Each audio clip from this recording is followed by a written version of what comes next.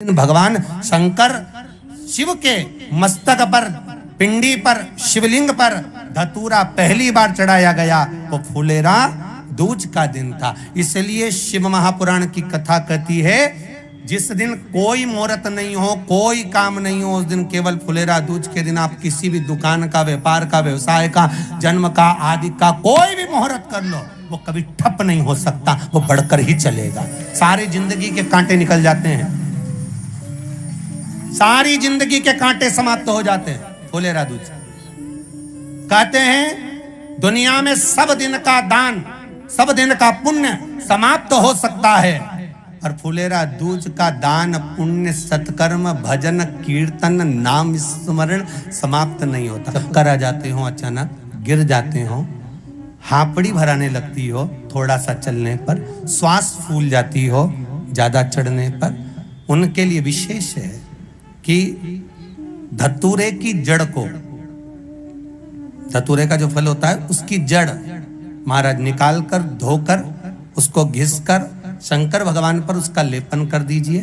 थोड़ी सी जड़ शिव जी पर चढ़ा दीजिए फुलेरा दूज के दिन। उस जड़ को पानी चढ़ाकर वापिस लेकर आ जाइए। जो मिर्गी का मरीज होता है, जिसको दमे की शिकायत होती है, श्वास की होती है, चलने में हापड़ी भरा जाती हो, फुलेरा दूज के दिन दोपहर के समय पर उसको वो जड़ केवल 3 या 4 बार सुगंध में सुंगा दी जाती है, तो मिर्गी की बीमारी समाप्त हो जाती है, और जिसको दमा श्वास फूलता है उसको भी आराम लग जाता है। फुलेरा दूज के दिन उसके लिए नित्य आनंद का सुख दे जाती है। और भी ध्यान दें, जिसको बहुत भारी बीमारी हो, डॉक्टर कह रहे हैं कि ऑपरेशन की जरूरत है, ऑपरेशन कराना पड़ेगा, गांठ हो गई है, ये हो गया है, वो हो गया है, निवेदन है एक धतूरा फुलेरा दूज के दिन भगवान शंकर के शिवलिंग पर समर्पित करें, और 5 बेलपत्र नंदीश्वर भगवान पर अर्थात भगवान नंदी पर समर्पित करें। जीवन में कितनी बड़ी भी बीमारी होगी वो आगे नहीं बढ़ सकती, ऑपरेशन की जरूरत नहीं पड़ सकती, वो केवल फुलेरा दूज पर हो, केवल फुलेरा दूज के दिन, उसके सिवाय नहीं। और वो 15 मार्च को है, मौका मिला है, आनंद से। धतूरा होता है विषैला। कैसा होता है? विषैला, बहुत विष होता है धतूरे के अंदर। पर महाराज भगवान शिव को वो समर्पित किया जाता है जैसे पार्वती जी को लगा, जब कोई साथ नहीं दे रहा, पार्वती जी को लगा जब कहीं से सुख का अनुभव नहीं हो रहा, आनंद का अनुभव नहीं हो रहा, पार्वती जी ले गई धतूरा, पार्वती मैया ले गई उस बेलपत्र को, शिव को। और प्रयास करना, अगर दुख है तो एक धतूरा समर्पित कर कर 1 लोटा पानी अवश्य समर्पित कर। उनके लिए भी कहूंगा जिनको शरीर में दाद हो जाती है, खाज हो जाती है, या खुजलियों का क्रम हो जाता है, उनके लिए भी महाराज धतूरे का पानी, धतूरा 1 लोटे में डाल दो, पानी रख दो, उसमें उसके अंदर थोड़ा सा चंदन डालकर वो पानी शिव जी को समर्पित कर दो। वही पानी को लेकर आ जाइए और कुछ देर तक शरीर में लगाकर बैठ जाइए महाराज। वो केवल फुलेरा दूज का है महाराज, उसको शरीर में लगाकर थोड़ी देर बैठ जाइए, 15-20 मिनट तक। शरीर के अंतर्गत कोई वस्त्र ना हो, उस वस्त्र को उतार कर उसको लगाकर बैठ जाओ। 2.5 से 3 महीने में दांत खाज, किसी भी चर्म रोग होगा वो धीरे धीरे समाप्ति की ओर हो जाएगा। महाराज फुलेरा दूज का महत्व शास्त्र कहता है, भले इसको छुपा कर रखा गया हो शास्त्रों के अनुसार, पर इसकी महत्वता, जो दुकान, जो व्यापार, जो व्यवसाय,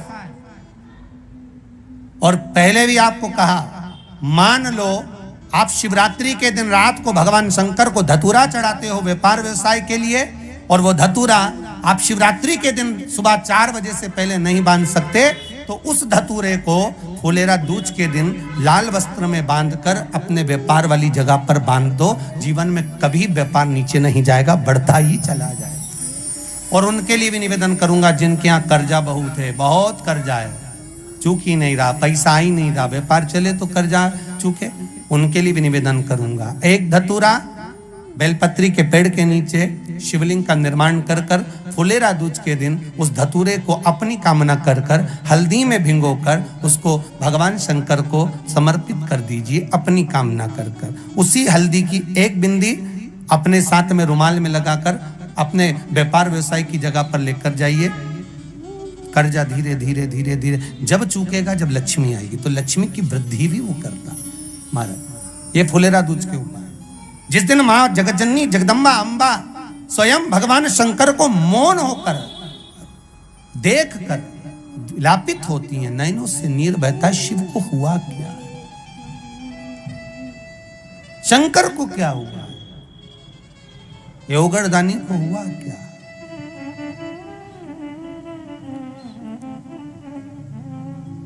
नयन जलता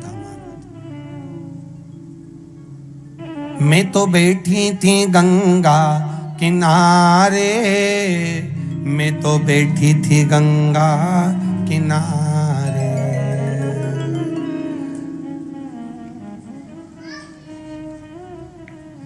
ऐसा धक्का दिया ओ भोलेनाथ, दिल तुझको दिया ओ भोलेनाथ। भगवान शिव ओगड़दानी, त्रिकालदर्शी, कैलाशी, अविनाशी, इस चित्तवृत्ति के मन की बात को धारण करने वाले।